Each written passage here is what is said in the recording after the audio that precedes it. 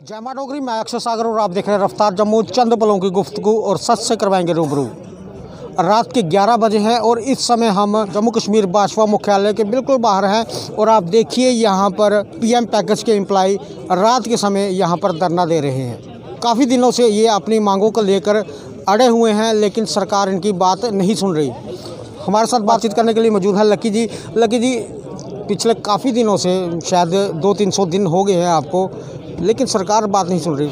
देखिए, पिछले 285 दिन से लगातार हम एक ही डिमांड को लेकर है कि कश्मीर घाटी के हालात जो है वो अभी सुरक्षा के लिहाज से वो ठीक नहीं है। जिस तरीके से पिछले 2 साल से टारगेट किलिंग का सिलसिला वहाँ लगातार शुरू हुआ है और अभी भी चल रहा है, तो लोगों को, कश्मीर पंडित को खासकर, जो जितनी भी माइनॉरिटीज़ है उनको वहाँ पे चुन चुन कर आई कार्ड देकर मारा जा रहा है। तो जब ये घटना हुई, पहले जो अक्टूबर पिछले साल की बात है, अक्टूबर में जब ये घटना हुई तो हमने तब दीपक चंद मेहरा जी और सुपेंद्र कौर जी, उनकी निर्मम तरीके से स्कूल में जाके हत्या की गई, तब हमने सरकार से कहा था ये चीज़। तब भी हमने कुछ दिनों का प्रोटेस्ट किया था, लेकिन सरकार ने तब हमें कहा कि नहीं, आश्वासन दिया। हमने भी कहा ठीक है, आश्वासन मिला हमें, शायद अब सरकार इस पर कुछ एक्शन लेगी।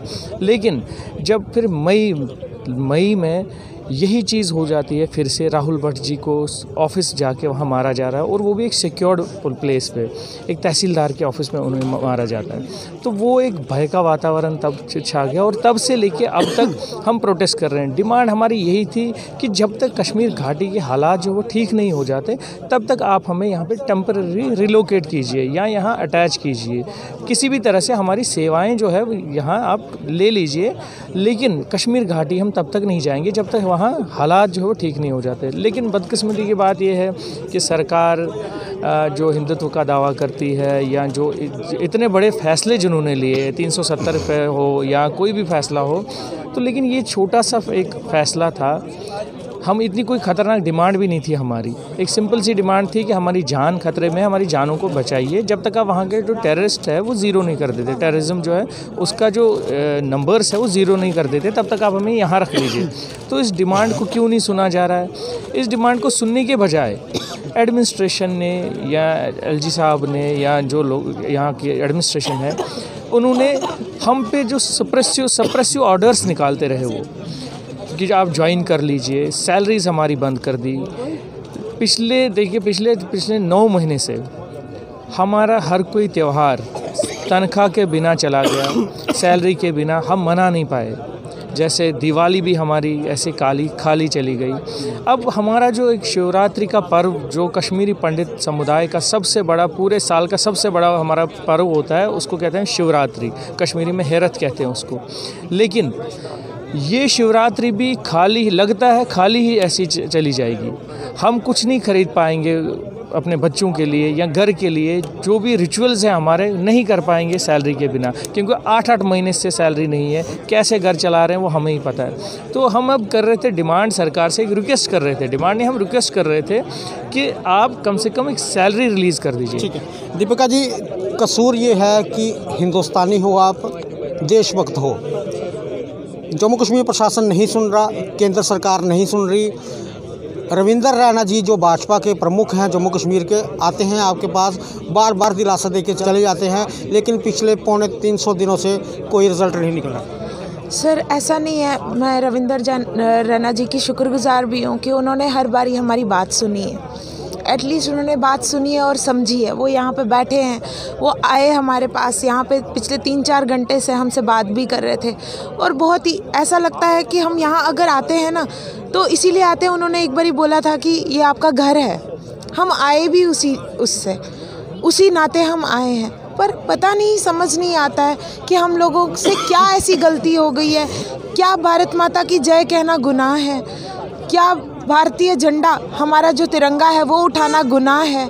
हम लोग ये चीज़ लेकर चले हैं, और आज भी लेकर चले हैं, कल भी लेकर चलेंगे, हमेशा लेकर चलेंगे, मरते दम तक लेकर चलेंगे, क्योंकि हम नेशनलिस्ट लोग हैं। क्या हमें इतना सताना इस एडमिनिस्ट्रेशन का, क्या ये जायज़ है? हमें भी ये बात समझ नहीं आती है।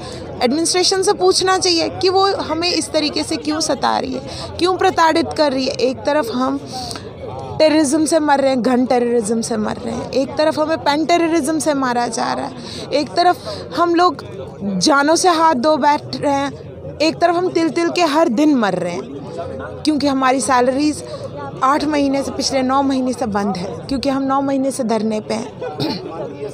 धरने पे क्यों है? हम अपनी मर्ज़ी से धरने पे नहीं बैठे, मजबूर हुए हैं इस चीज़ के लिए, तड़पे हैं इस चीज़ के लिए, तब हम यहाँ बैठे। दीपिका जी, एक खास बात है आपके इस धरने में देखने वाली ये है, आपने मोदी जी का चित्र बीचों बीच लगा रखा है, किस लिए?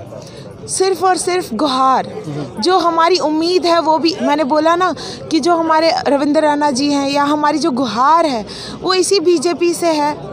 हमारे जो मोदी सर हैं वही हमारी गुहार सुन सकते हैं और वही हमारे दुखों का निवारण भी कर सकते हैं। ऐसा हमें बहुत ही ज़्यादा बिलीव है, ऐसा हमारे को पूरा विश्वास है कि वही हमारी गुहार सुन सकते हैं और हमारे दुखों का निवारण सिर्फ उनके पास है। लकी जी, जिस तरह से ये कह रहे हैं कि मोदी जी ही आपकी बात सुन सकते हैं, आपके जो दुख है उसका निवारण कर सकते हैं, लेकिन जो अमित शाह जी की एक मीटिंग हुई है उसमें कहा गया है कि जो नौकरी में ज्वाइन करेगा उसी को मिलेगी सैलरी, उसे कैसे देखते हैं? देखिए, बिल्कुल आपने सही बात की।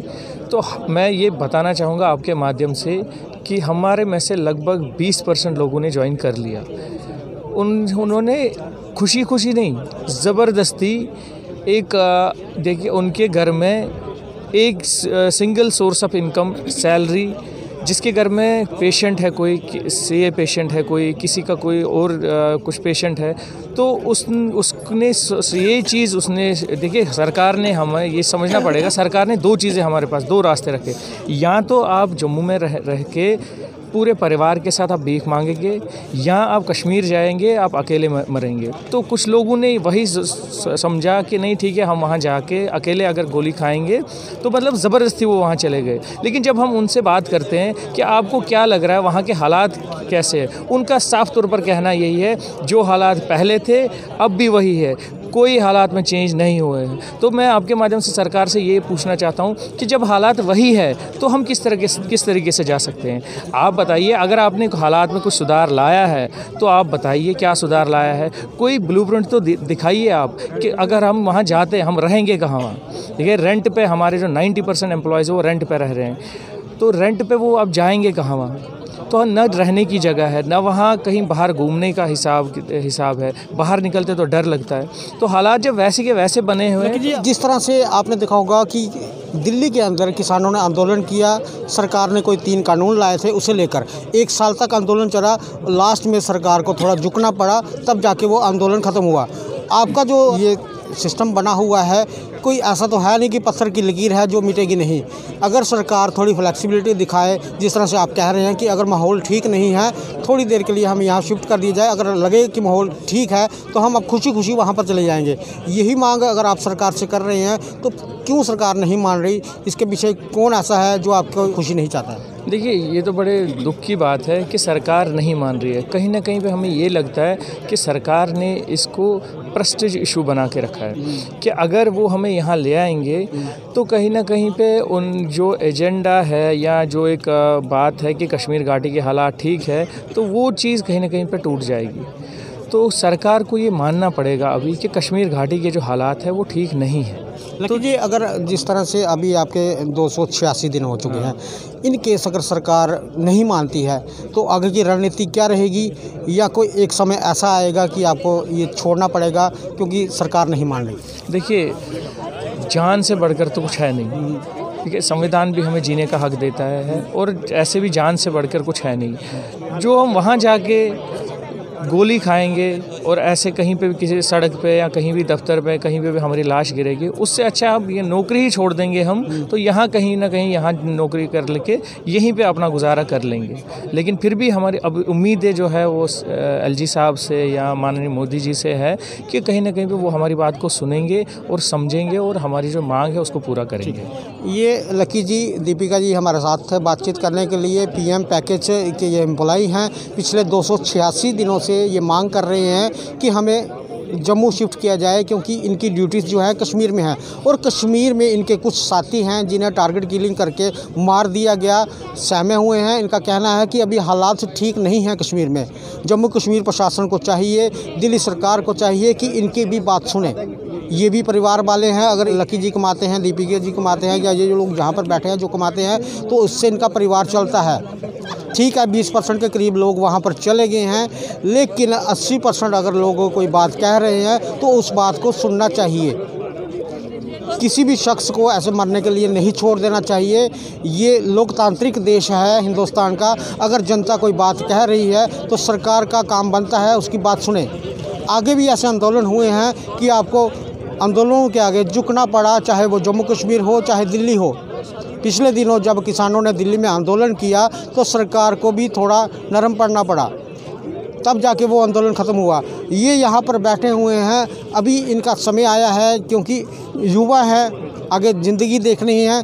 लेकिन सरकार अगर अपनी बात पर अडिग रहेगी तो आगे आने वाले हालात ख़राब हो सकते हैं। और इनका यही कहना है कि हम कश्मीर में जाकर बेवजह मरना नहीं चाहते।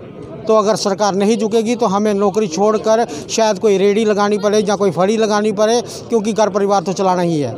ये सारा दृश्य आपने देखा रफ्तार जम्मू के माध्यम से। आगे भी देखते रहे रफ्तार जम्मू, जय भारत।